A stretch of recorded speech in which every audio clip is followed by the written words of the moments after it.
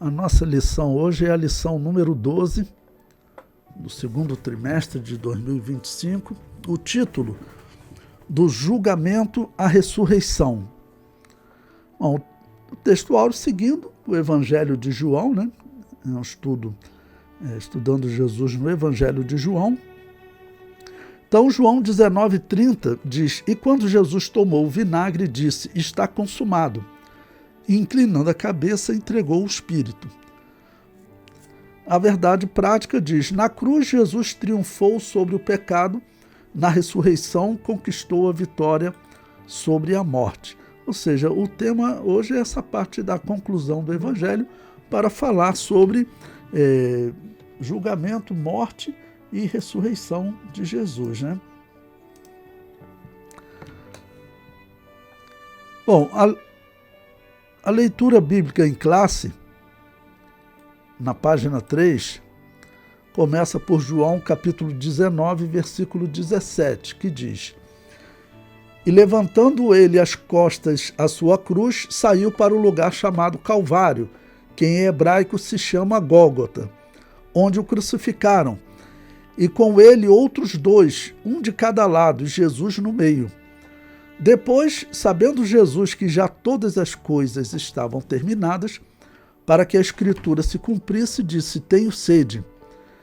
Estava, pois, ali um vaso cheio de vinagre, e encheram de vinagre uma esponja, e pondo-a no isopo, lhe chegaram à boca. E quando Jesus tomou o vinagre, disse: Está consumado. E, inclinando a cabeça, entregou o Espírito. Chegou, pois, Simão Pedro, agora João capítulo 20, versículo 6, que o seguia e entrou no sepulcro, e viu no chão os lençóis, e que o lençol que tinha estado sobre a sua cabeça não estava com os lençóis, mas enrolado num lugar à parte.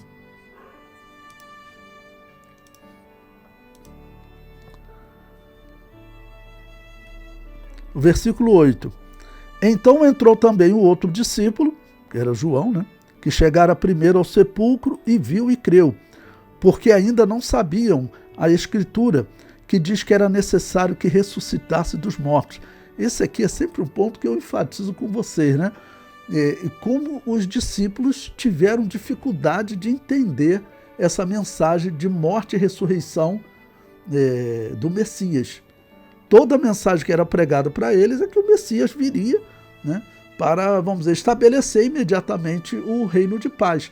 Era o que todos eles esperavam. É até um ponto que eu vou enfatizar, acho que você deve enfatizar na aula, momentos da crucificação, que nós encontramos o povo demonstrando uma tristeza tremenda. Quem era aquele povo? Eram as pessoas que esperavam esse reino de Deus, confiavam nas Escrituras, acreditavam nas Escrituras, e a interpretação que era levada para elas era uma interpretação errada. Qual era? Que o Messias estava chegando e eles iriam dominar o mundo. Mas, na verdade, o que estava profetizado, principalmente segundo Daniel, é que haveria uma outra destruição de Jerusalém e uma outra destruição do templo. Daniel viu a destruição do templo, né? Tudo bem, já estava na Babilônia, mas viveu no período da destruição do templo, viveu no período da destruição de Jerusalém. Ele já era uma autoridade na Babilônia quando eles foram destruídos, e ele profetizou que seriam destruídos de novo. E se cumpriu, e foram realmente destruídos de novo. Então, tudo que eles ouviam da liderança era que Israel estaria numa crescente, tá bom? E Israel se tornaria o dominador do mundo. Era como era interpretado para ele, mas na verdade a Escritura falava que realmente esse momento de glória de Israel virá, mas ele ainda vai demorar. Primeiro teria uma destruição do templo e eles seriam espalhados pelo mundo até que o templo dos gentios se completasse. Aí palavras de Jesus, tá bom? Mas no Antigo Testamento estava profetizado, havia necessidade de um templo dos gentios. Teve um período, né, que é chamado Tempo de Israel, agora o tempo da igreja, e no futuro o tempo em que Israel e a igreja estarão juntos com com Jesus. A igreja já num corpo incorruptível, Israel vivendo nesse mundo como um modelo, tá bom? Convertido de fato. É claro que hoje algumas pessoas falam, mas Israel comete falhas. Sim, existem israelitas por aí cometendo falhas. Existem israelitas lá que eles defendem que o Estado de Israel não deve existir. Tem um grupo chamado ultra-ortodoxos, vocês podem ver, eles estavam aí nas 2, 3 últimas semanas na mídia. Por quê? Porque antes exatamente dessa guerra com o Irã, a Suprema Corte de Israel, precisando de soldados, estava querendo exigir que eles servissem o quartel. Só que eles não aceitam guerrear, esses ultra-ortodoxos. Tá bom? E eles têm algum espaço lá, eles têm uma parte que é eleito. É um número grande de israelitas que acreditam nisso, né, esses ultra-ortodoxos. Vocês podem ver, eles são identificados como anti-sionistas. Eles dizem que o Estado, eles querem a religião de Israel, mas eles não querem o Estado de Israel. O Estado de Israel, quando eles falam sionismo, diz que é um movimento para ter aquela terra, mas que, na verdade, a religião de Israel pode existir no pensamento desses ultra-ortodoxos e deve existir sem um Estado. Para um israelita pensar nisso, né? Mas acredite, existe, né? Bom, na página 5 eu deixo aí um convite para vocês. Nós vamos começar aí no dia 25 de junho um curso interpretando o Apocalipse versículo por versículo. Envie esse convite também para seus conhecidos. É um curso online. Você faz de qualquer local, então é uma boa oportunidade de conhecer aí a doutrina das últimas coisas. Bom, na página 6, vamos ao comentário da revista. Nesta lição, iremos abordar a prisão, a condenação, a crucificação, a morte, o sepultamento e a ressurreição de Jesus. É muito tema, porque é um resumo, porque ele está estudando os evangelhos, né? Então é um resumo, mas é realmente muito conteúdo, tá bom? Por isso eu vou fazer o seguinte, como é muito conteúdo, eu vou comentar mais as partes verdes mesmo e deixo a parte do texto normal da revista para vocês lerem. Só alguns pontos que eu vou comentar. Bom, então ainda na página 6, eu coloquei um comentário aí em verde para vocês. Sobre a morte de Jesus, né, eu comento, este é o evento bíblico número 1 das Escrituras Sagradas. Toda a simbologia do Antigo Testamento apontava para este evento. Todos os eventos e pronunciamentos dos evangelhos foram feitos direcionando a este evento. O apóstolo Paulo descreveu a importância, dizendo que aconteceu na plenitude dos tempos. Veja, Gálatas 4:4. Mas vindo a plenitude dos tempos, Deus enviou seu filho, nascido de mulher, nascido sob a lei. Bom, ou seja, foi um tempo que ele vamos dizer, tudo foi preparado, desde a simbologia de um animal ser morto lá no Éden para cobrir a nudez de Adão e Eva, tá bom? Desde essa simbologia, até passando por cada sacrifício que vai ser instituído, tudo apontava para a morte de Jesus Cristo. Até a forma como venderam José apontava para a morte de Jesus Cristo. Até os 2 homens que foram presos com José lá no Egito, um morreu e outro viveu, aponta para Jesus Cristo e como ele ia morrer na cruz ali ao lado de 2 salteadores, né? E um, vamos dizer, vive espiritualmente e o outro morre. Então, se você for andar pelo Antigo Testamento, você vai encontrar simbologias diversas. Tanto que eu me lembro, numa aula que o missionário Lourenço Osso estava falando sobre isso, ele fala, são tantas simbologias que se você vai ver um livro de um determinado autor, que ele vai dizer 300 simbologias de Jesus no Antigo Testamento, outro acha 400. Então você vai ver um número assim, muito diferente até, né? Porque são realmente muitas simbologias, tá ok? Eu continuo o comentário. Após este evento, a vida da humanidade não será mais a mesma. Se não fosse esse evento, o mundo estaria em uma situação insustentável, muito pior do que se encontra. Mesmo diante das guerras e pestes que estamos vivendo, o mundo ainda é suportável, graças a esse evento, a morte de Jesus na cruz. Então você veja, o mundo hoje está ruim? O mundo está ruim, né? As coisas que estão acontecendo no mundo, enfermidades, está sempre saindo notícia de riscos de outra pandemia, alguns cientistas alertando para riscos de catástrofe, tempestade solar, e risco de surgimento de alguma gripe, né, que possa prejudicar muito a humanidade. Então, nos encontramos diante de um monte de problema, mas principalmente o problema do caráter humano. Se Jesus não tivesse vindo ao mundo, né, o caráter humano estaria muito pior, né? Estaria muito pior. A forma como as pessoas viviam nos dias do Novo Testamento era uma coisa horrível, né? Bom, na página 8, a prisão e a condenação de Jesus. Bom, ele colocou aí, nos capítulos 17 e 18 deste evangelho, após ter proferido o seu último discurso aos discípulos e os ter preparado para a traição de Judas Iscariote, Jesus atravessou o ribeiro de Cedron e fez uma paragem no Jardim do Getsemane, ou seja, parou no Jardim do Getsemane. Bom, eu falei para vocês, lembre-se que os últimos capítulos de João, desde o capítulo 12, né, está ali há uma semana da morte de Jesus. E tudo que ele está falando aqui são coisas que aconteceram nas últimas 3 horas. Jesus estava numa refeição lá com os apóstolos, normalmente às 18 horas. Comendo ali a Páscoa, fazendo o lava-pé, Judas saindo, ele instituindo a Santa Ceia, eles saem, caminham 5 quilômetros até o Getsemane, no Monte das Oliveiras, e aí é o momento que ele vai ser preso, que ele falou. Então, todos esses capítulos que nós estudamos se resumem, provavelmente ele vai ser preso umas 9, 10 horas da noite, tá ok?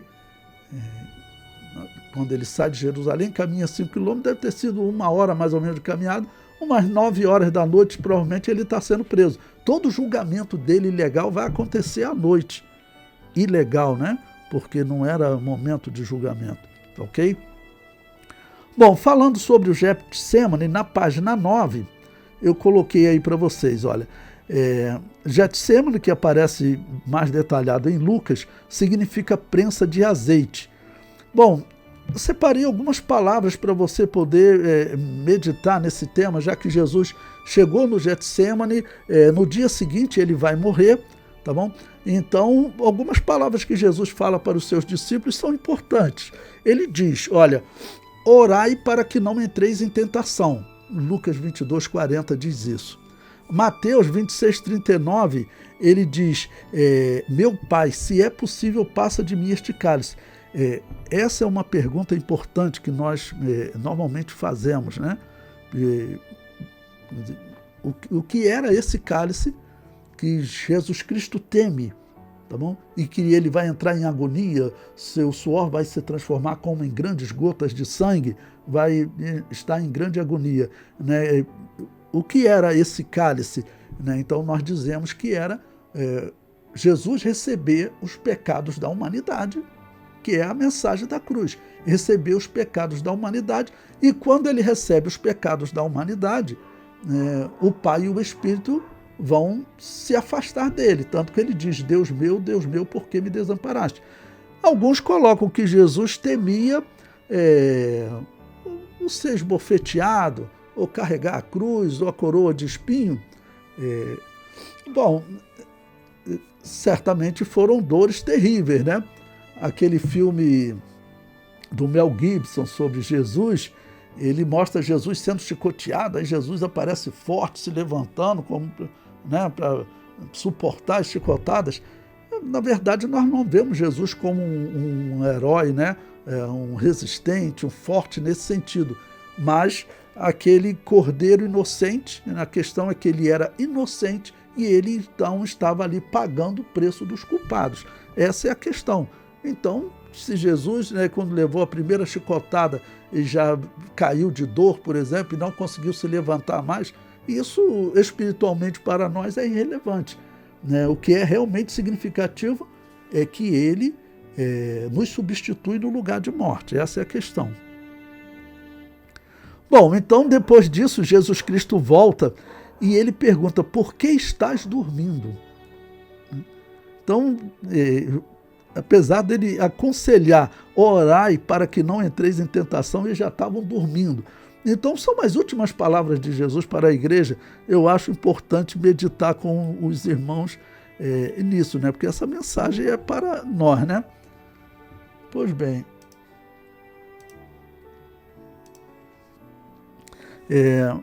Outra palavra que Jesus fala, Mateus 26, 41. Na verdade, o espírito está pronto, mas a carne é fraca. E depois, em Mateus, capítulo 26, versículo 42, ele diz: orou a segunda e terceira vez e retorna e os encontra adormecidos. Então Jesus foi, orou uma vez, voltou, encontrou eles dormindo, depois foi a segunda, terceira vez, repetiu aquelas palavras, não? Então eles ainda estavam adormecidos, né? Isso mostra a limitação do ser humano, né? Mostra a limitação do ser humano, como o texto que conclui dizendo que eles, quando chega na ressurreição, eles não entendiam a necessidade de morte e ressurreição. Algo que vamos considerar hoje é bem entendido pela humanidade, né? Bom, comentei aí também o que Jesus temia quando orava dizendo: Pai, se possível for, passa de mim este cálice.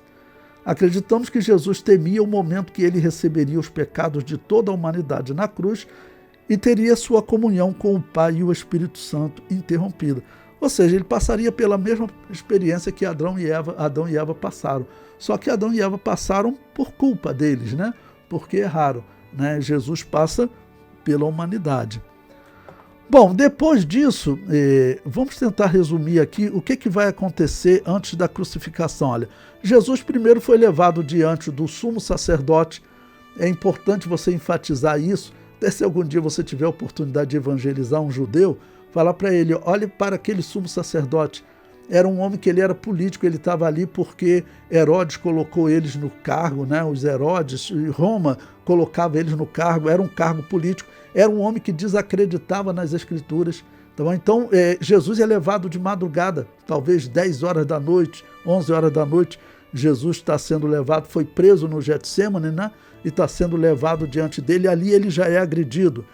Ele já não era o sumo sacerdote de fato, que ele já tinha passado para o genro dele, Caifás, que na página 10 eu coloco. Depois Jesus é levado perante Caifás, ele foi agredido diante de Anás e depois foi levado perante Caifás.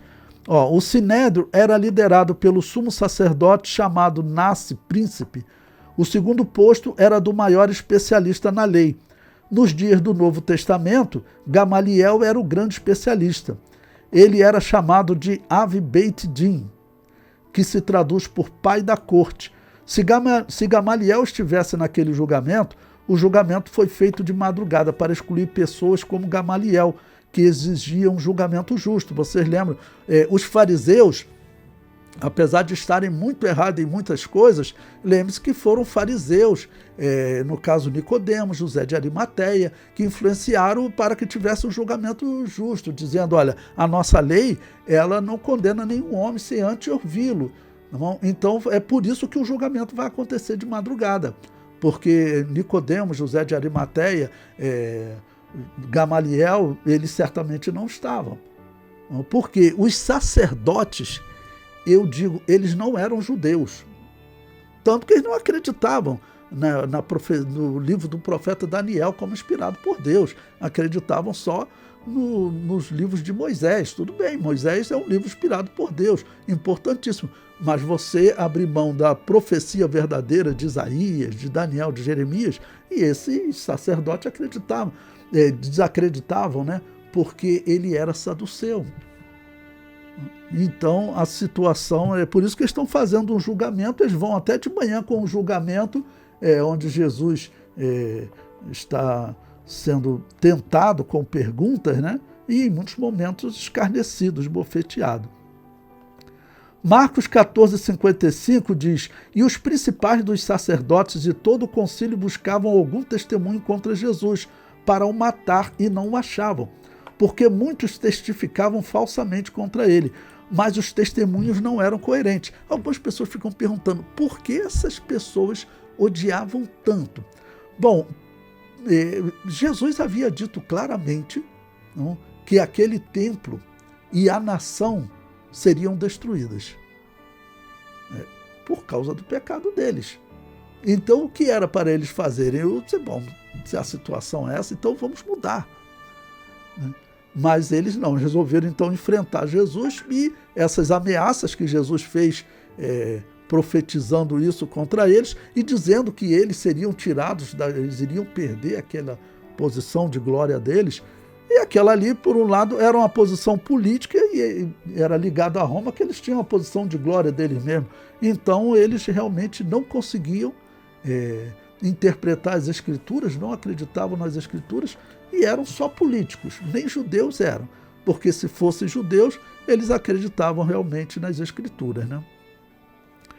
Bom, Mateus 26:62 também faz parte de uma leitura importante nessa morte. Ó, veja, e levantando-se o sumo sacerdote, disse-lhe, não respondes coisa alguma ao que estes depõem contra ti? Não, já está aí com Caifás, né?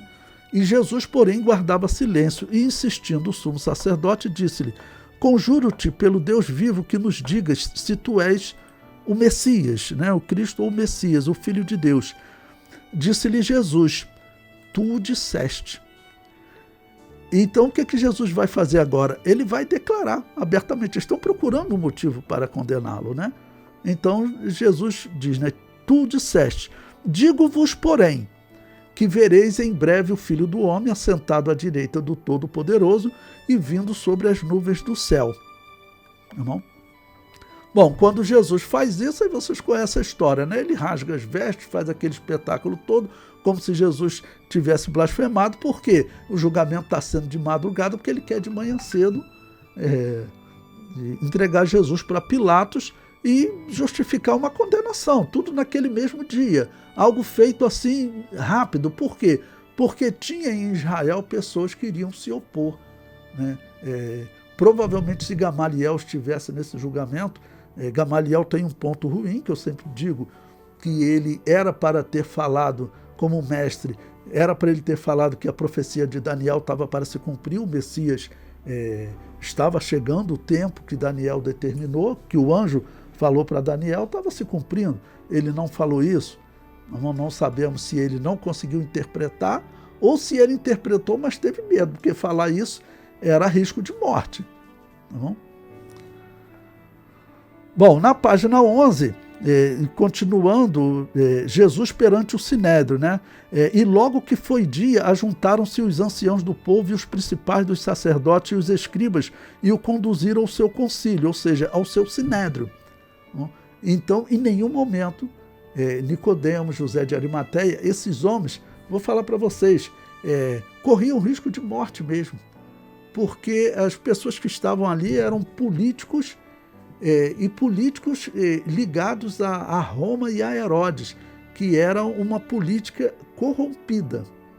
Era uma política corrompida, em que a traição era muito comum. Tem até uma frase muito famosa do César, né?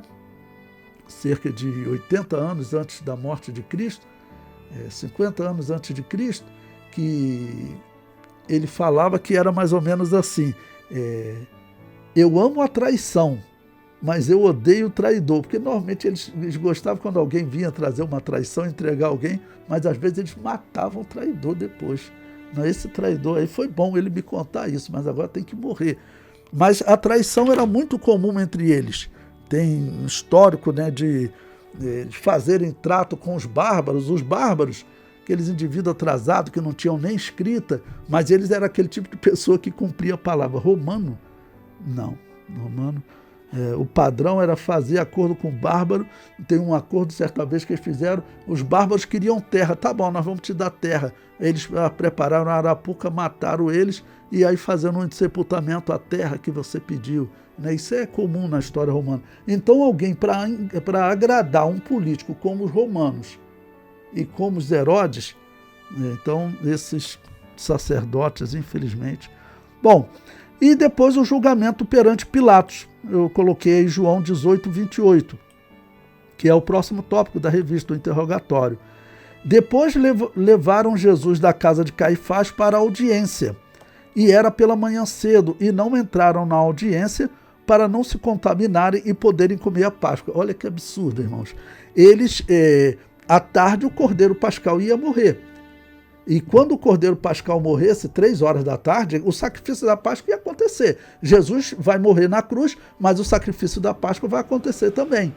Então, eles não entraram na audiência, tá bom? Eles não entraram na audiência porque eles disseram que eles iriam se contaminar. E assim eles não poderiam participar da morte, de se alimentar do cordeiro que seria sacrificado, realmente, o animal que seria sacrificado. Eles não poderiam se alimentar. Ou seja, pecaram a noite toda, agredindo Jesus com julgamento ilegal, deixando pessoas de fora que não participaram, que não foram certamente chamadas, fizeram as escondidas, agora levaram para o governador Pilatos. É o item 2 da revista, o interrogatório, tá bom? Bom, essa parte ele coloca então que de início Pilatos questionou a acusação feita pelos judeus. Porque, vamos dizer, o que ele vai dizer? Vai dizer que ele era um agitador? Isso tinha muito. Não? Era um agitador? Não, era alguém que estava falando contra Roma, que vão chegar a dizer para Pilatos, olha, se você soltar esse, você não é amigo de Roma, porque ele fica se dizendo que ele é rei, tá bom?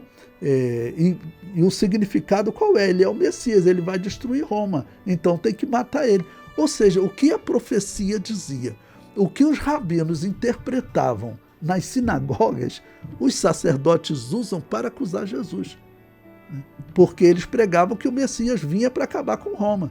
Aí eles ainda falam o seguinte, olha, ele se diz rei, se você não condenar ele, você não é amigo de Roma, porque ele está se opondo a Roma. Olha que absurdo, né? Bom, na página 12, eu coloquei alguns versículos aí, João 18, 29. Então Pilatos saiu e disse-lhes, que acusação trazeis contra este homem? Responderam e disseram, se este não fosse malfeitor, não tu entregaríamos. Disse-lhe, pois, Pilatos, levai-o vós e julgai-o, segundo a vossa lei. Disseram-lhe então os judeus, a nós não nos é lícito matar pessoa alguma. Ou seja, eles queriam matar. Então, só que nós não podemos matar. Aí prossegue, para que se cumprisse a palavra de Jesus que tinha dito, significando de que morte havia de morrer. Jesus tornou, pois, a entrar Pilatos na audiência e chamou a Jesus e disse-lhe, tu és o rei dos judeus? Respondeu-lhe Jesus, tu dizes isso de ti mesmo ou disseram-tu outros de mim?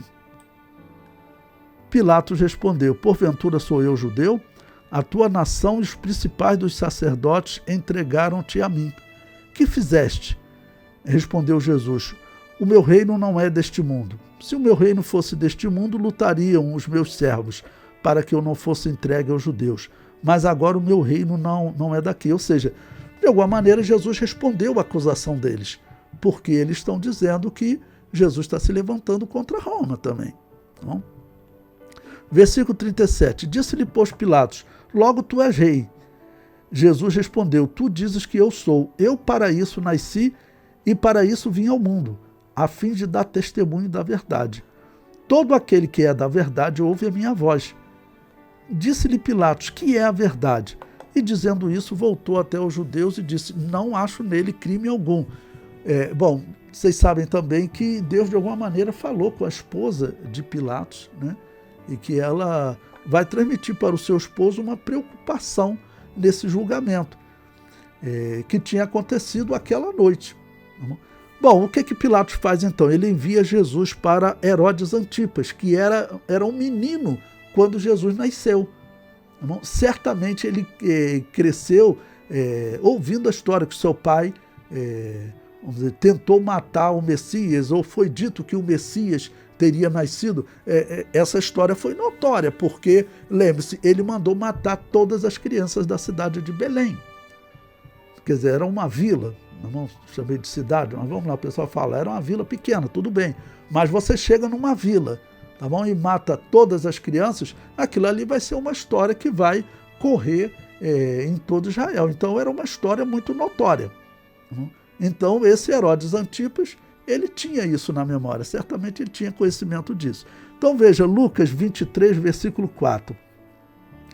E disse Pilatos aos principais dos sacerdotes e à multidão: não acho culpa alguma nesse homem.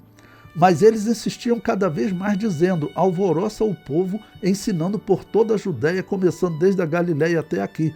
Então Pilatos, ouvindo falar da Galiléia, perguntou se aquele homem era galileu. Sabendo que era da jurisdição de Herodes, remeteu-o a Herodes, que também naqueles dias estava em Jerusalém. Não, Herodes, ele era principal, né? Ele era quase como um rei, ele não tinha um reconhecimento de Roma como seu pai, mas ele era uma autoridade, vamos dizer, acima de Pilatos, tá bom? Tanto que a casa do governador ficava no palácio de Herodes, no palácio do rei. E prossegue: quando Jesus nasceu, Herodes Antipas possuía entre 16 e 20 anos de idade. Certamente ele tinha conhecimento da história que se passou com seu pai, inclusive dos magos e da tentativa do seu pai de matar o menino Jesus. Herodes Antipas já acompanhava a fama de Jesus há cerca de 2 anos do início do ministério do mestre. Aí você pode ver Mateus 14, 41, que Herodes ouve a fama dele, Marcos 6, 14, tá bom? Em que Herodes ouve dizer que João, o que batizava, ressuscitou dos mortos, mas não, era Jesus, não era João. Não, depois, Lucas 13, 31, não, diz que Herodes já planejava matar Jesus. Interessante que ali são os fariseus, anônimos, não é dito quem é, mas eles vão avisar Jesus: ó, foge daqui que Herodes quer te matar. E em Lucas 23, versículo 8, diz o seguinte: e Herodes, quando viu a Jesus, alegrou-se muito, porque há muito havia que desejava vê-lo, por ter ouvido dele muitas coisas, e esperava que lhe fizesse algum sinal. Bom, os Herodes, irmãos, eles se consideravam, vamos dizer, eles tinham uma esperança deles serem reconhecidos, tá bom? Como o rei dos judeus, como o Messias dos judeus. Eles tinham essa esperança, eles tinham algum tipo de fé. Eles acreditavam praticamente em todos os deuses. Era assim que os povos normalmente acreditavam, né? Mas os Herodes, pelo menos em algum momento, eles diziam, claro que todo mundo disse, era discurso, mas eles diziam que realmente seguiam a fé dos judeus, né? Senão eles não seriam aceitos como Messias, né? Então provavelmente mentiam. Versículo 9. E interrogava-o com muitas palavras, mas ele nada lhe respondia. E estavam os principais dos sacerdotes e os escribas acusando-o com grande veemência. Olha, eles foram atrás de Jesus para a casa, para o palácio de Herodes. E Herodes, com os seus soldados, desprezou-o, escarnecendo dele, vestiu-o de uma roupa resplandecente e tornou a enviá-lo a Pilatos. E no mesmo dia, Pilatos e Herodes entre si se fizeram amigos, pois dantes andavam em inimizade um com o outro. Bom, então Jesus ele é levado de novo diante de Pilatos, que não queria condená-lo, ele diz que vai só castigá-lo. Aí no versículo 17 ele diz: olha, eu sempre solto um detento pela festa, né, que é a Páscoa que está acontecendo, era naquele dia, tá bom? Aí eu coloco João 18:39. Mas vós tendes por costume que eu vos solte alguém por ocasião da Páscoa. Quereis, pois, que vos solte o rei Jesus? Mas os príncipes dos sacerdotes e os anciãos persuadiram a multidão que pedisse Barrabás e matasse Jesus. Barrabás, irmãos, ele era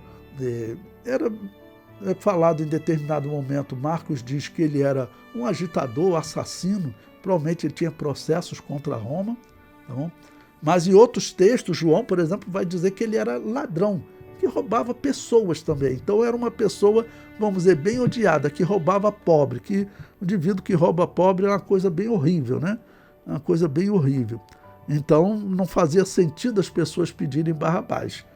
Então, talvez aquele indivíduo que estava aí roubando pobre, que tinha um monte de gente reclamando dele, né? Vamos colocar ele ou Jesus, mas o povo estava programado, escolhe Jesus. Estou dizendo, pode ter sido essa até a intenção de Pilatos, já que ele queria livrar Jesus, porque a sua esposa havia lhe falado, não é que ele tivesse fé em Jesus, Mas o que eu sempre digo para vocês, o povo antigo, em geral, eles acreditavam em todos os deuses. Então, se chegasse alguém como representante de Deus, eles respeitavam também, eles acreditavam. Tanto que o general romano Tito, ele fez de tudo para não destruir o templo. A história diz isso. Tá bom? Mas o povo pediu Barrabás. Tá bom? E na página 17, João 18,40 diz: então todos voltaram a gritar, dizendo: este não, mas Barrabás. E Barrabás era um salteador. Salteador aqui é ladrão, né? Que rouba pessoas, tá bom? E eu botei o texto de Marcos, porque ele diz que ele era assassino e se envolvia em motim. Ou seja, certamente como ladrão também atacava pessoas, às vezes para roubar grandes quantidades, mas também era um ladrão de rua, tá bom? Bom, aí chega o item 3, que é a condenação de Jesus. Ok? Na página 18, a crucificação, morte e sepultamento. No caminho do Calvário é o item 1. Vamos até a página 19. Diz assim: Jesus estava enfraquecido pelos açoites, por isso tem dificuldade de carregar a cruz. Tanto que alguém vai carregar para ele, né? Simão Cirineu. O palácio de Herodes, onde ficava a casa do governador, distava 800 metros do Gólgota. É uma longa distância para alguém tão ferido. Mas Jesus caminha então esses 800 metros. Em Lucas 23, 27, e o versículo 34, olha o que diz: e seguia-o grande multidão de povo e de mulheres, as quais batiam no peito e o lamentavam. E dizia Jesus: Pai, perdoa-lhes porque não sabem o que fazem. E repartindo as suas vestes, lançavam sorte. Pega esses dois exemplos aqui desse texto de Lucas. Bom, primeiro tinha algumas pessoas ali, o versículo 27, que eles esperavam ansiosamente o reino de Deus. As escrituras, como era interpretada para eles, diziam o seguinte: olha, Deus estava para enviar o seu Messias, o Messias ia chegar, Israel estaria numa ascendente, porque realmente nos últimos séculos Israel vinha se desenvolvendo, eles se livraram do domínio grego. Quando chegou o domínio romano, os romanos respeitaram a religião dos judeus, não foi como os gregos. O César, tá bom? Quando ele invade Roma em 63 a.C., eles dão um documento especial aos judeus, autorizando os judeus a continuar praticando só a religião deles, ou seja, não era necessário reconhecer os deuses romanos, o que era exigido de todas as outras nações. Tá bom? Então, eles deram esse privilégio aos judeus e, com isso, Israel se desenvolveu, o templo foi construído, Israel vem enriquecendo muito, porque os judeus eram abençoados no mundo todo, faziam peregrinações, trazia comércio. Então Jerusalém e as cidades em volta enriqueceram muito, tanto que Herodes tinha diversos palácios. Tá bom? Herodes tinha um local que ele esquentava no inverno, esfriava no calor, um sistema avançadíssimo para... Eles tinham, assim, Jerusalém se desenvolveu muito, se tornou uma cidade de destaque.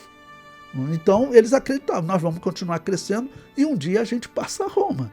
Isso era o que eles acreditavam, né? E agora eles veem quem seria a pessoa que eles começaram a seguir Jesus, alguns andando, passando fome, mas seguindo Jesus. Jesus tem que fazer multiplicação dos pães e dos peixes. E essas pessoas, elas esperavam esse reino, o fim das injustiças. Eles sofriam muito, tinham que pagar imposto alto a Roma, a Herodes, né? Viam que os sacerdotes estavam corrompidos, então viam um monte de coisa ruim. E como você vê uma igreja toda corrompida, se você vê uma igreja onde a liderança está toda corrompida, graças a Deus não acontece assim no reino de Deus. Pode ter, tem igrejas, né, grupos que esquecem, são totalmente corrompidos, até controlados pela maçonaria. Bom, Israel, a cúpula era assim, porque eram os Herodes que controlavam. Bom, em Marcos 15, 25, diz: então eles decidem, né, crucificar Jesus, e na hora terceira o crucificaram. Bom, a hora terceira seria às 9 horas da manhã, tá bom? E Pilatos escreveu também um título e pô-lo em cima da cruz, e nele estava escrito: Jesus Nazareno, Rei dos Judeus. E muitos dos judeus leram este título, porque o lugar onde Jesus estava crucificado era próximo da cidade. E estava escrito em hebraico, grego e latim. Hebraico aqui provavelmente era aramaico, que é parecido com o hebraico, principalmente a fala. Versículo 21. Diziam, pois, os principais sacerdotes dos judeus a Pilatos: não escrevam rei dos judeus, mas que ele disse: sou rei dos judeus. Respondeu Pilatos: o que escrevi, escrevi. Bom, os romanos eles não gostavam muito dos judeus. Existe a história que os romanos vão expulsar os judeus de Roma, isso está relatado no livro de Atos, porque os romanos eram uma religião cega, mas eles respeitavam aqueles deuses pagãos de uma maneira assim tremenda, sabe? E aconteceu, segundo a história, que um judeu deram uma oferta para ele levar para o templo e o judeu segurou a oferta para ele. Ou seja, no entender dos pagãos, aquele judeu teria roubado o Deus dele. Então os pagãos ficaram aborrecidos, os judeus foram expulsos de Roma. Tá bom? Então os romanos eles não gostavam dos judeus, né? E até quem era um governador, você imagina, só problema, pessoas tentando revolta, porque eles não aceitavam que uma religião pagã dominasse sobre eles. Então eram muitas revoltas. Nesse período diz a história que tinha alguns revoltosos, né, que eles não tinham força para agir contra os soldados, então nos dias de festa eles iam com um punhal, uma faca, né? Para o meio da multidão, escolhiam uma pessoa aleatória, iam já uns 4, 5, esfaqueava, entendeu? Sim, para criar um tumulto na cidade. Eles não podiam deixar a cidade em paz. Eles acreditavam que eles tinham que fazer alguma coisa para que aquela religião de Roma fosse embora. Eles ficavam dizendo para os judeus: olha, vocês têm que se juntar todo mundo, a gente acaba com eles. Isso era constante. Bom, Lucas 23, 44, olha, o dia está continuando, veja, ainda não fez 24 horas que Jesus participou da Santa Ceia, que instituiu a Santa Ceia, às 18 horas do dia anterior, tá bom? Agora, desde a hora sexta, ou seja, do meio-dia até as 3 horas da tarde, houve trevas sobre toda a terra, não, tá bom? Até a hora nona, das 12 às 15 horas, na nossa linguagem. Bom, então nesse momento Jesus Cristo diz: Deus meu, por que me desamparaste? É isso que nós dizemos que Jesus estava temendo lá no jardim do Getsêmani, que o Pai e o Espírito tivessem que se afastar dele, porque ele estava recebendo os pecados da humanidade. Ele não tinha culpa daqueles pecados, mas ele estava recebendo. Bom, Mateus 27, 46. E perto da hora nona, exclamou Jesus em alta voz, dizendo: Eli, Eli, lema sabactani. Isto é, Deus meu, por que me desamparaste? Ou seja, por que o Pai e o Espírito tiveram que se afastar? E alguns dos que ali estavam, ouvindo isso, diziam: este chama por Elias. Bom, lembre-se que Jesus está falando em aramaico. Tá bom? Então, talvez tivesse pessoas, né, que não tivessem bem familiarizado, a expressão ali está em aramaico. Tá bom? Versículo 48. E logo um deles, correndo, tomou esponja e a embebeu em vinagre e, pondo-a numa cana, dava-lhe de beber. Os outros, porém, diziam: deixa, vejamos se Elias vem livrá-lo. Bom, eu comento: Jesus recebeu os pecados da humanidade e assim o Pai e o Espírito Santo precisaram se afastar dele. Jesus passou pela mesma experiência que Adão e Eva passaram, que é estar em um corpo sem a corrupção do pecado e também estar em um corpo corrompido pelo pecado, ou seja, passar pela experiência de receber essa corrupção. Então, o item 2, ele diz: a missão foi encerrada. Bom, a missão foi encerrada. Bom, como uma parte para complementar,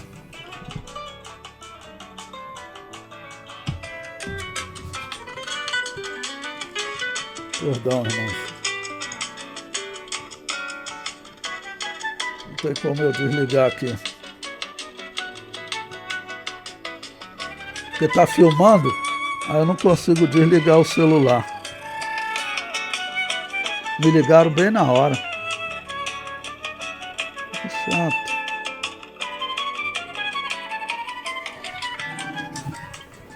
Ah, Jesus.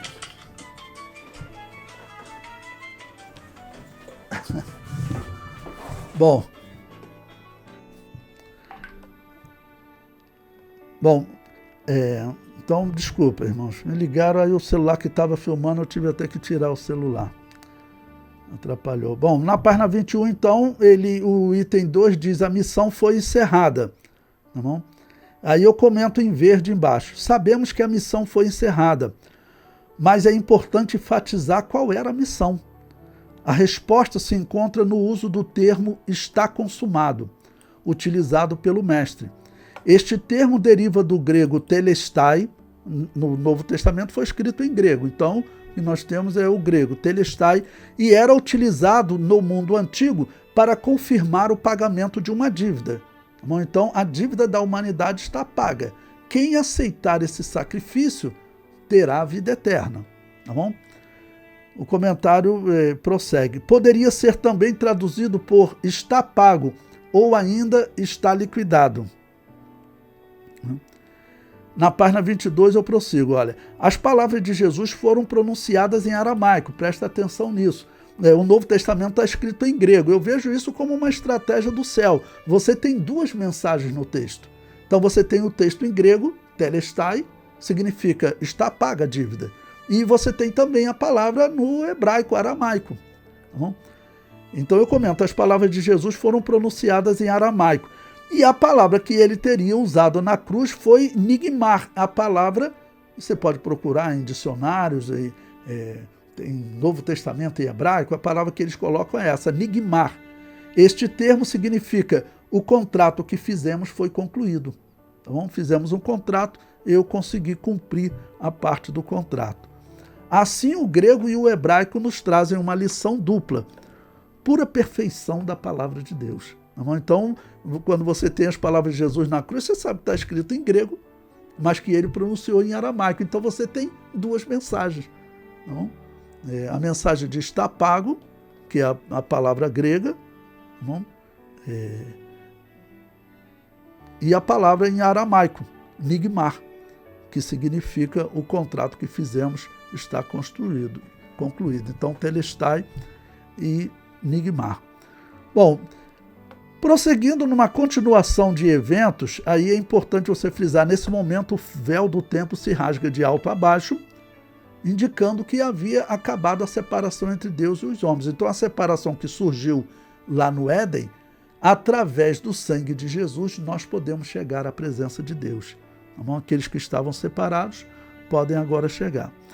Mateus 27, 52, abriram-se os sepulcros e muitos ressuscitaram. Foi outro sinal que aconteceu na morte de Jesus. Tá ok? E diversos fenômenos. Por exemplo, em Mateus 27, 54, o centurião, ele chega a dizer verdadeiramente este era o Filho de Deus. Porque eles, imagine, surge aquelas trevas. Em pleno meio-dia, até 3 horas da tarde, vira uma escuridão tremenda. Alguns dizem que seria um eclipse lunar. Não é impossível que Deus use, né? Nós não sabemos o que foi, mas é fato que, vamos dizer, escureceu tudo. Então, depois um terremoto, isso tudo marcou, até o centurião acabou crendo, né? E a multidão retorna para casa lamentando. E esse lamento do povo era o lamento daqueles que acreditavam nas Escrituras, né? Pessoas que, dificilmente essas pessoas vão para o poder. Quem vai para o poder, normalmente, não é sempre, né, irmãos? Não é sempre, mas normalmente o poder político humano, por padrão, é um poder corrompido. É um poder corrompido. O poder político que nós sabemos que não será corrompido será Israel depois que eles se converterem a Jesus. Aí eles não vão se corromper mais, né?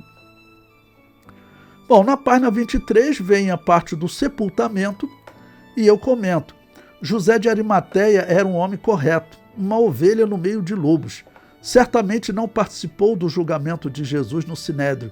Certamente Nicodemos também não participou, bem como Gamaliel, pois certamente influenciaria para um julgamento justo. Então veja, mostrando como eles trabalharam de todas as maneiras para condenar Jesus. E o capítulo 3, falando agora da ressurreição, e a conclusão na página 26, que diz: A ressurreição do Senhor Jesus é o evento mais significativo do Novo Testamento. Este acontecimento concretiza a nossa esperança na ressurreição do corpo, tal como está expresso no Credo Apostólico, um importante documento da tradição cristã. Creio na ressurreição da carne. Assim, à luz deste fato, somos encorajados a manter a nossa fé, pois depositamos a nossa esperança naquele que triunfou sobre a morte de forma definitiva. Bom, esse documento que ele falou aqui, o Credo Apostólico, ele data do ano 80, ano 70 da era cristã, cerca de 50 anos depois da morte de Jesus. Ok? Então, é um documento bem interessante. É um documento bem interessante. E ele, claro, como o apóstolo Paulo defende, o autor da revista, mostra em diversos momentos que ele defende, claro, porque se Jesus não tivesse ressuscitado, né, ele diz, seria vã a nossa fé.